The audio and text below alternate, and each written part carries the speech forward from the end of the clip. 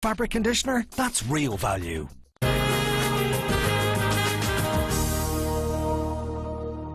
You're very welcome back. Well, this morning we're looking at the reasons why medicine costs so much in Ireland. Joining us now with the insight on this is Chief Executive of the Irish Pharmacy Union, Darragh O'Loughlin, Stephen McMahon from the Irish Patients Association, and Shane O'Sullivan from HealthWave Pharmacy.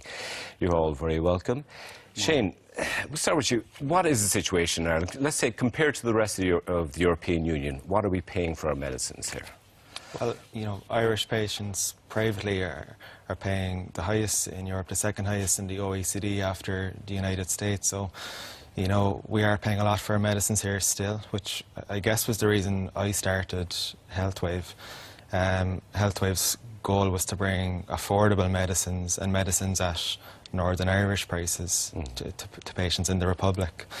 You know, we're paying 2 to 3 times that of the UK even. So. And why is that? Why are we paying? I mean, in Ireland we seem to pay. We always seem to be at the top of the charts for the most expensive everything, mobile phones, you name it. Why are we paying more than the rest of the European Union? You know, there's a couple of reasons for it. I think we've been kind of slow off the mark with a few things. A big one would be our use of generic medicines. So about 50% or half of the medicines used in Ireland are generic, which is pretty low if we look at other countries. You know, in the UK it's up around 85%. Right. So, like, we've a lot of work to do as a health service to use more generics. So, you know, that's going to bring the price both private patients and the state are paying. And then, you know, we're spending probably too much on the drugs themselves still. Okay. Well, Darragh, we've seen the stories recently in the newspapers that pharmacists are making they have unheard of profit margins. I mean, are pharmacists making unacceptable profits here? No, absolutely not. A pharmacy is a small business like any other small business, and in order to stay there and to be in a position to provide the services, they have to be able to make a profit.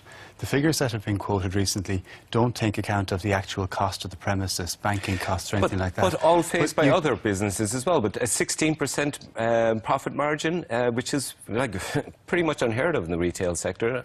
You know, how do you defend that? It's actually not unheard of in the retail sector. You know, grocery businesses have lower margins than pharmacies, but other businesses would tend to have margins in or around the same space. So a pharmacy business is no more profitable than any other business that provides a similar level of service and employs a similar number of people. But all this talk about the cost of drugs, I mean, the OECD figures that are being quoted are 2 or 3 years out of date. And Shane is right. It's very important that we focus on what's happening now in the generic medicines. We were very late to generic medicines in Ireland. Pharmacists and the IP have been lobbying for more than a decade to use them because we knew there were significant savings to be made if we introduced them. It was belatedly done in 2013, legislation was brought in to use generic medicines, so we're now only going into our 3rd year of using them. And just in that one step alone, the government has saved over €250 million on the cost of medicines in the last 2 years. So was that the problem before, that we were making bad deals? We weren't striking, the government wasn't striking good enough deals, we weren't using enough generics, that we were just paying too much? There were 2 pieces to it. The ESRI identified them both in 2013. It's kind of what drove the introduction of generics. We weren't using generic medicines when we could and when we should, so we were, if you like, we were paying too much because we weren't using them. They are just as good. They are equivalent in any way to the branded medicines. They just come in at a lower price. Right. The second thing is what's called the mix of medicines prescribed. The ESRI identified that in Ireland, we prescribe more brand medicines, we prescribe more innovative medicines, the newer ones, the more expensive ones, whereas, as Shane has pointed out, in the UK, by default, they prescribe the cheapest medicines available. There are recommendations put out to prescribers saying, these are the ones you should use because they're the cheapest, they're the most cost-effective. It's not that they don't work. Yes, and they're the most cost-effective. But Steve, from the patient's point of view, what are your concerns? Well, I think, you know, it's fine when we look around comparing OECD figures, and there's a lot of dispute about whether we're looking at apples and apples when we're looking at these cost comparisons. The real issue here is that in the pharmacies in Ireland, that there are big differences, as Shane could probably list out, in the actual costs between certain medicines.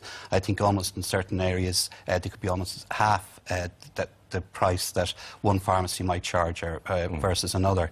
And that means that the market, you know, that if we're looking at just the cost of medicines at the pharmacy, that there is opportunity there for savings for patients.